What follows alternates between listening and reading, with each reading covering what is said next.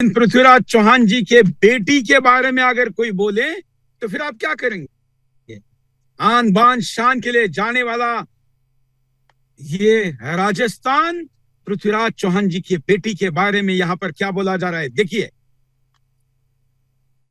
उसने गुस्से में आकर के कहा, तुम चली जाओ नाकारा हो, ये काम मेरी बेटी करेगी।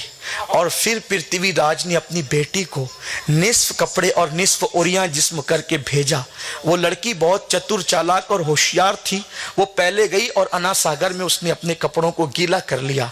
मेरी ज़बान हया इस पर खामोश है कि जब कोई औरत कपड़े या कोई मर्द कपड़े गीले कर ले तो फिर उसके बाद उसकी कैफियत क्या होती है। बस इतना ही कह सकता हूँ हया के पर्दे में कि कपड़े पहनना और न पहनना भीगने के बाद बराबर हो जाते हैं।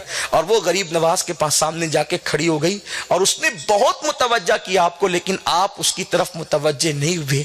आखिरकार उसने कहा, आए मोइनुद्दीन, मेरे हुस्न की तौहीन मत कर, मुझे देख तो सही। उसने कहा, मेरा बाप तो कहता था मुसलमान इतने वैशी हैं, इस कदर नफ्स के गुलाम हैं, जिस दिन वो कब्जा कर लेंगे हिंद पर तो इस्लामी तो हिंदुस्तानी नारियों की आबरू को खाक में मिला देंगे, और आप तो मुझे बेटी कहते हैं। आप फरमाते हैं, जो तेरा बाप कहता वही इस्लाम नहीं है, जो मोइनुद्दीन कहता वही इस्लाम है। उस लड़की ने कहा, अगर इसी का नाम इस्लाम है तो मैं भी कलमा पढ़ के इस्लाम में दाखिल होती।